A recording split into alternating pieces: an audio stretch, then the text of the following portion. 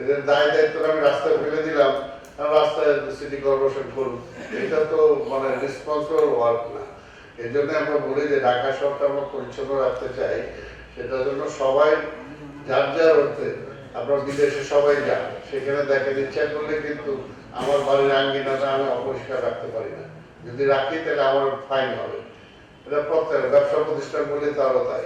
ঠিক আছে, আমরা এখানে যে সমস্ত সরকারি অফিস আদালত গুলো আছে, ইভেন আদালত, যেটা আমি বললাম আপনাদের ইসের মাঠের ব্যাপারটা, আদালতের বাইরেও যে কম্পাউন্ডের বাইরেও বা কম্পাউন্ডের ভিতরেও সেটাও কিন্তু ক্লিন রাখার দায়িত্ব আপনাদের। আজকে যে মশাগুলো যে হচ্ছে বিভিন্ন কম্পাউন্ডের ভিতরে কিন্তু মশা উৎপাদন হয়, কিন্তু সেই মশাগুলোর ব্যাপারে আপনারা যদি হয় নিজেরা করেন বা সিটি কর্পোরেশনের সহযোগিতা আমাদের চান, আমরা সহযোগিতা করব।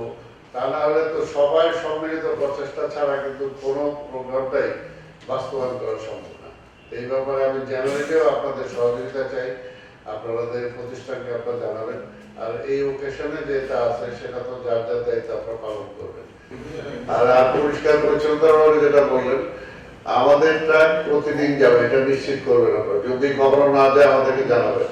ক্লিনিং এর ব্যাপারে এখন বলে দিচ্ছি, ক্লিনিং এর ব্যাপারে এবং আমার লাইটের ব্যাপারে 100% আমার সার্ভিস থাকে। কোথাও যদি সার্ভিস না পান, আপনাদের সবাই বললাম যে যেখানে মনে করবেন আমাদেরকে জানাবেন, এই ব্যাপারে 100% নিশ্চিত থাকবে।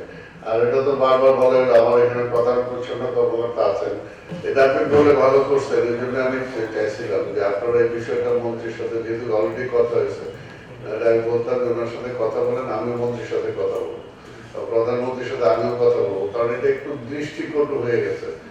ইভেন দেখেন আমাদের মাননীয় সাবেক প্রধানমন্ত্রী, ওনার জানাজাও তিনি করেছেন, সেই সময় কিন্তু এই কথাটা বলে একটু খুব দৃষ্টিকটু লাগছে।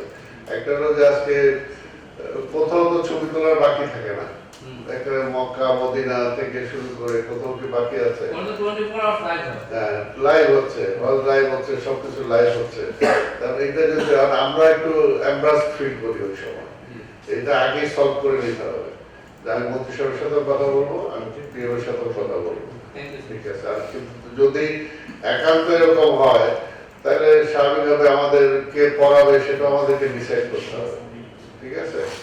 মাঠ লেভেলে আপনারা শেষের 3-4 দিন রেগুলার একটু কোঅর্ডিনেশনটা রাখবেন, মাঠ লেভেলে রেগুলার কোঅর্ডিনেশনটা রাখবেন 3-4 দিন। কোথাও যদি কারো একটু হয়, সেগুলোকে কারেক্ট করার চেষ্টা করবেন। আর যে কোনো ব্যাপারে যাতে কোনো কারণে কোনো ব্যত্যয় না ঘটে কোথাও, সেই বিষয়টা লাস্ট 3 days আমাকে টাইম টু টাইম সবকিছু আমাকে ইনফর্ম করবেন, যদি কোথাও কোনো থাকে, যাতে কোনো সমস্যা না হয়। এই ব্যাপারে আমি প্লিজ সবাই একটু শুনেন। আর এই ব্যাপারে আমি সবার সহযোগিতা চাই, প্রত্যেকটা আমাদের কনসার্ন যে সমস্ত ডিপার্টমেন্ট, সবার সহযোগিতা চাই, আপনারা সহযোগিতা করবেন। এবং আমরা আশা করি যে আমাদের এই সরকার এবার নির্বাচিত হওয়ার পর এটা প্রথম আমরা একটা এই ধরনের ওকেশন করতে যাচ্ছি। আল্লাহর কাছে দোয়া করবেন যাতে আমরা ভালোভাবে নামাজটা সমাধান করতে পারি এবং সবার অংশগ্রহণের মধ্যে দিয়ে করতে পারি এবং ডিসিপ্লিন হইতে করতে পারি। এই ব্যাপারে সিটি কর্পোরেশনের পক্ষ থেকে যে কোনো রকম সুযোগ বা সহযোগিতা দরকার ইনশাআল্লাহ আমাদের পক্ষ থেকেও থাকবে, আপনাদের পক্ষ থেকেও আমরা আশা করি। আজকে